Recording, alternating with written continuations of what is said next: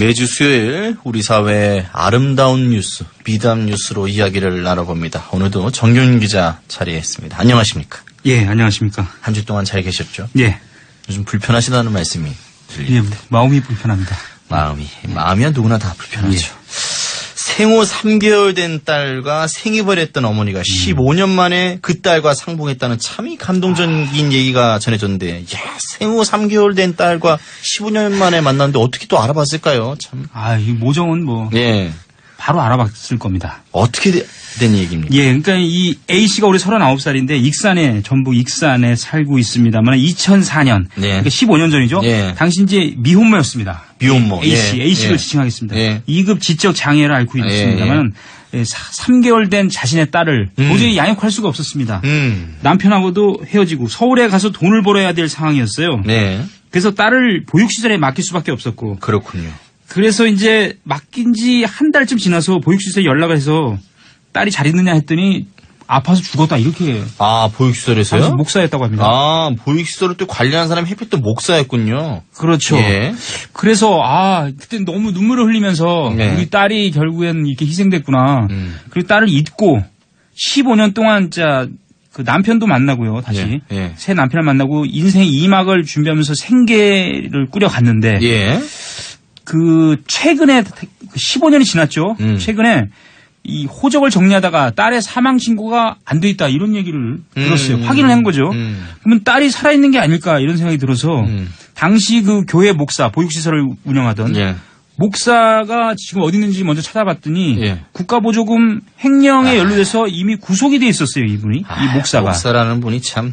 그렇습니다. 보육원 아이들은 다른 보호실로 옮겨져 있었고 그래서 경찰에게 부탁을 했죠. 경찰에서 명단을 막 찾아보고 그래서 A씨 딸과 같은 이름의 아이를 찾아내서 DNA 분석을 해보니까 딸이었습니다.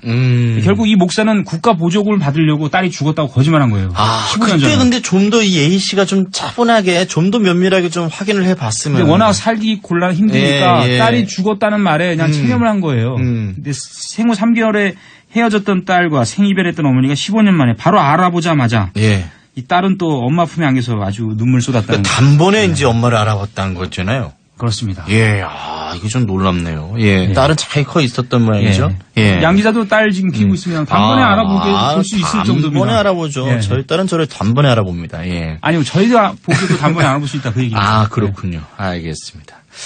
자신의 처지를 비관해서 지하철 선로에 뛰어든 남성을 사회복무요원이 구했군요. 그렇습니다. 이건 이 또 아름다운 소식은 언제 일어난 일입니까? 이게? 지하철 신림역인데요. 신림역은 이제 고시생들이 많이 있는 곳이죠. 그렇죠. 30대 남성이 삶을 비관해서 지하철 신림역 그 기차가 역내로 진입하기 전에 막 뛰어들었어요, 갑자기. 뛰어들었는데 스크린도 공사 중이어서 안전 요원들이 배치되어 있습니다만 순식간에 벌어진 일이었죠. 사회복무요원 22살 오윤상 씨가 당황하지 않고 바로 뛰어들었습니다. 그리고 매뉴얼대로 비상 SOS를 이용해서 역무실에 신고를 했어요. 그때는 그 한정거장 전에 기차가 들어올 시점이었습니다. 위험한 상황이었군요.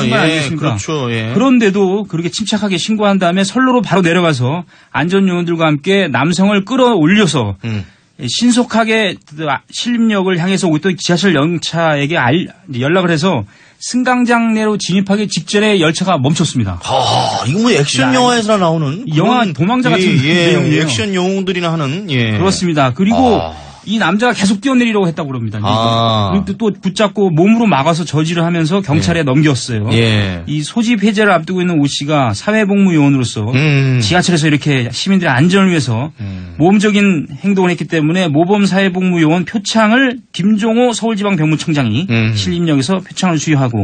표창했군요. 표창해야 그렇습니다. 돼요. 이런 분들은. 이제 제대하고 또 사회인으로 다시 또 살아가겠죠. 그렇군요. 또 훈훈한 소식이네요. 해병대원이 길거리에서 다친 할머니를 응급처치하고 보살핀 일이 있었네요. 그렇습니다. 귀신 잡는 해병이 선행을 했습니다. 해병들이 뭐 자꾸 군대 내에서 무슨 이런 좀 불미스러운 일도 있었지만 참 좋은 일을 많이 해요. 그래도 그죠? 그렇죠. 여러 가지 뭐 추행 사건도 있습니다만 이 포항에 해병대 제1사단 상륙 장갑차 대대에 근무하는 20살 정유혁 일병이 지난 14일 오후에 포항 죽도시장 인근 정류장에 할머니가 이마에 피를 흘리면서 걷고 있었어요.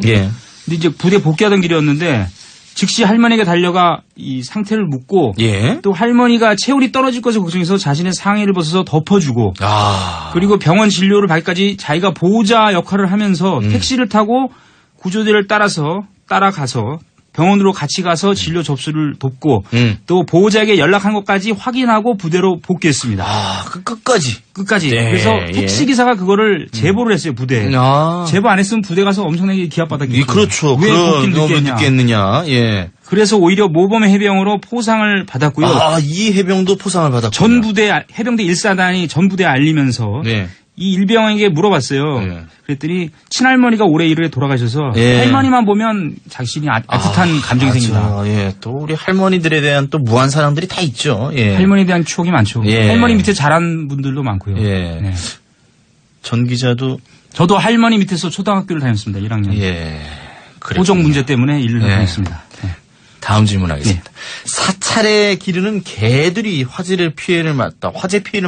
이런 얘기가 있네요, 또. 그렇습니다. 이 고성 보현사라는 사찰입니다. 어디요?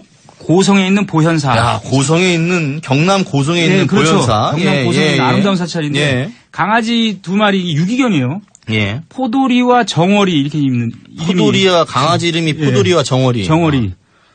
근데 지난 13일 밤 11시 50분 이제 자정 때 감동 마을이거든요. 이 마을이. 예. 이 주택에서 검은 연기가 솟아오르면서 이 불이 났는데 크게 지었습니다. 이 개 2마리가 크게 지어서 스님이 잠에서 깨고 밖에 나가 보니까 검은 연기가 피어오르면서 불이 난 것을 알고 바로 소방당국에 신고해서 주민들을 대피시키고 그리고 그 불을 다 진화해서 어르신이 혼자 사는 집이었어요. 예. 하마터면 큰일 날 뻔했습니다. 예.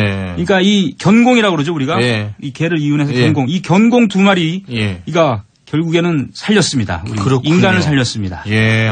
유기견이네요. 유기견이에요. 또 누군가 버리고 간. 버려진 개를 사찰에서 키워왔죠.